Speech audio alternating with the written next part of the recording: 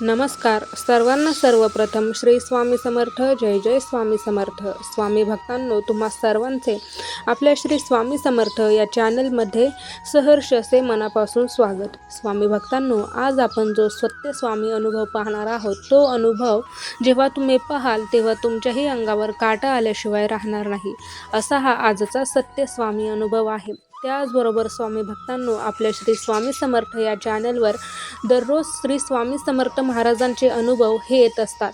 ते दररोजच्या दररोज येत असतात. त्यामध्ये एकही दिवस खंड पडत नाही. त्यामुळे आपल्या दररोजच्या येणाऱ्या स्वामी अनुभवांचा आस्वाद घ्या. त्याचबरोबर तुमचेही काही असे अनुभव असतील तर शेअर करा. चला तर मग आपण आपल्या आजच्या स्वामी अनुभवाला सुरुवात करूया. तर पुण्यातील शनिवार पेठेत एका 100 वर्ष जुन्या आणि पूर्णपणे लाकडी असलेल्या दुमजली वाड्यात स्मिता आणि तिचा 10 वर्षाचा मुलगा रोहन हे राहत होते. रोहन जन्मापासूनच दोन्ही पायांनी अपंग होता. तो स्वतःच्या पायावर चालू शकत नव्हता. स्मिता एका खाजगी कंपनीत काम करून आपल्या लेकाचा सांभाळ करत होती. ते दिवाळीचे दिवस होते. रात्रीचे 2:30 वाजले असतील. सर्वत्र सामसूम होती आणि अचानक वाड्याच्या खालच्या मजल्यावर असलेल्या मीटर बॉक्समध्ये एक भयंकर मोठा शॉर्ट सर्किट झाला. तो वाडा पूर्णपणे जुन्या आणि सुक्या लाकडाचा असल्यामुळे अवघ्या 5 मिनिटात त्या आगीने रौद्र रूप धारण केले. खालचा संपूर्ण मजला धगधगत्या ज्वालांनी वेढला गेला. आगीच्या भयंकर ज्वाळा आणि काळाकुट्ट धूर असल्यामुळे दुसऱ्या मजल्याकडे तो वेगाने पसरू लागला. धुराच्या वासाने आणि आगीच्या आवाजाने स्मिता खडबडून जागी झाली. तिने डोळे उघडले आणि तिच्या काळजाचे पाणी पाणी झाले. तिच्या खोलीच्या लाकडी दरवाजाला आग लागली होती आणि खोलीत श्वास कोंडणारा काळा धूरही भरला होता. तेवढ्यात स्मिता तिच्या मुलाला म्हणाली, "रोहन, उठ बाळा." स्मिताच्या जीवाने आकांताने रोहनला स्मिताने उचललं. ती त्याला कडेवर घेऊन बाहेर धावण्यासाठी निघाली. त्याचबरोबर कसेबसे तिने जळता दरवाजा कसाबसा ढकलून बाहेरचं दृश्य पाहिलं आणि तिच्या पायाखालची जमीनच सरकली.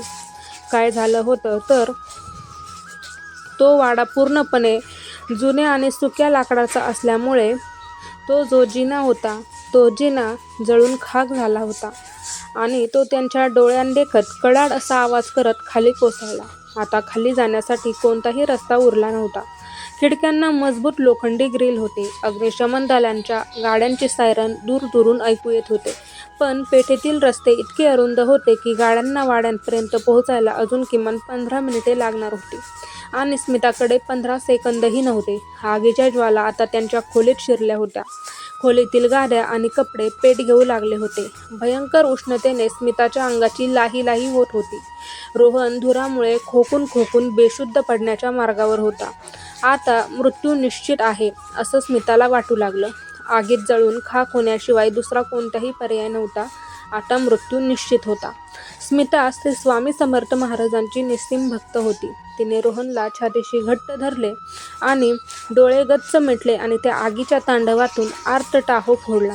"स्वामी, मला या आगीत जळून मरण आलं तरी चालेल, पण माझ्या या अपंग लेकराचा काय दोष?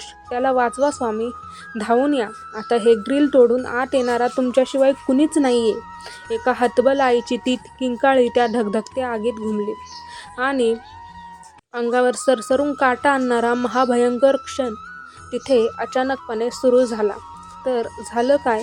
स्मिताची हाक संपते न संपते तोच त्या खोलीच्या जळत्या दरवाजातून जे दृश्य स्मिताने पाहिले त्याने निसर्गाचे आणि विज्ञानाचे सर्व नियम तोडून टाकले. झालं काय तर ज्या दरवाजातून भयंकर उष्णतेच्या ज्वाला या आत येत होत्या, तिथे अचानक त्या ज्वाला दुभंगल्या आणि त्या लालबुंद 1000 अंश सेल्सिअस तापमान असलेल्या आगीतून चालत एक अतिशय वृद्ध, पांढरी शुभ्र दाढी असलेले आजोबा अत्यंत शांतपणे खोलीत आले. त्यांच्या अंगावर साधी कफनी होती आणि त्यांच्या डोळ्यात एक विलक्षण अभय देणारा प्रकाश होता. सर्वात मोठा धक्का हा होता की त्या धगधगत्या आगीचा त्यांच्या कफनीला किंवा शरीराला साधा स्पर्शही होत नव्हता. "पोरी, घाबरू नकोस. दे लेकाला माझ्याकडे." त्यांचा तो खणखणीत आणि शांत आवाज त्या आगीच्या आवाजालाही चिरून आत आला. ते तसं म्हणाले, पण स्मिताला काही सुचत नव्हते. त्या आजोबांनी अत्यंत प्रेमाने रोहनला स्वतःच्या कडेवर उचलले आणि त्यांनी आपल्या खांद्यावरची एक जुनी घोंगडी स्मिताच्या अंगावर टाकली. माझ्या पाठीमागून चालत ये, डोळे उघडू नकोस, आजोबा स्मिताला असे म्हणाले.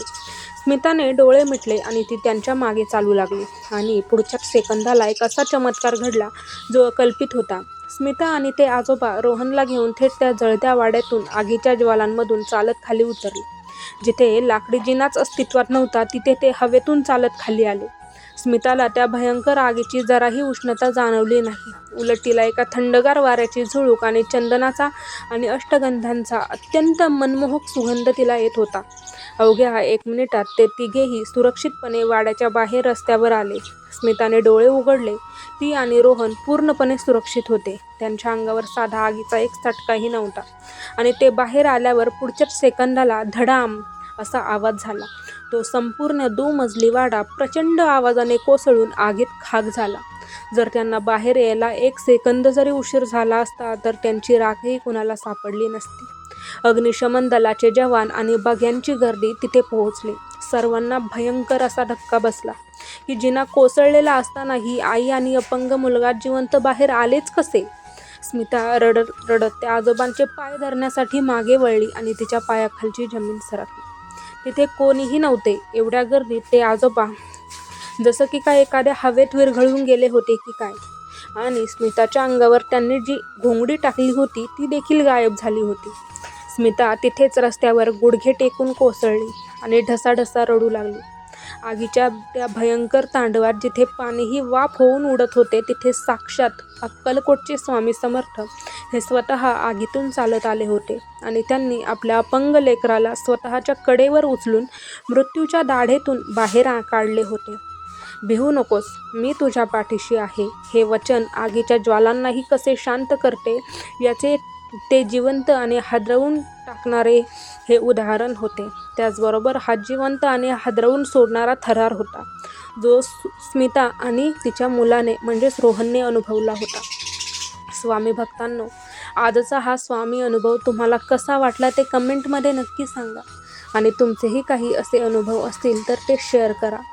त्याचबरोबर आपल्या श्री स्वामी समर्थ या चॅनलवर दररोज येणारे स्वामी अनुभव त्यांचा आस्वाद घ्या. आपल्या दररोज येणाऱ्या स्वामी अनुभवामध्ये एकही दिवस खंड पडत नाही. ते दररोजच्या दररोज आपल्या चॅनलवर येत असतात. त्यामुळे तुम्ही सर्वांनी स्वामी अनुभवाचा नक्की आस्वाद घ्या. त्याचबरोबर तुमचेही काही असे अनुभव असतील तर ते शेअर करा. चला तर मग भेटूयात पुन्हा एकदा पुढच्या अनुभवामध्ये. तोपर्यंत सर्वांना श्री स्वामी समर्थ. जय जय स्वामी समर्थ. धन्यवाद.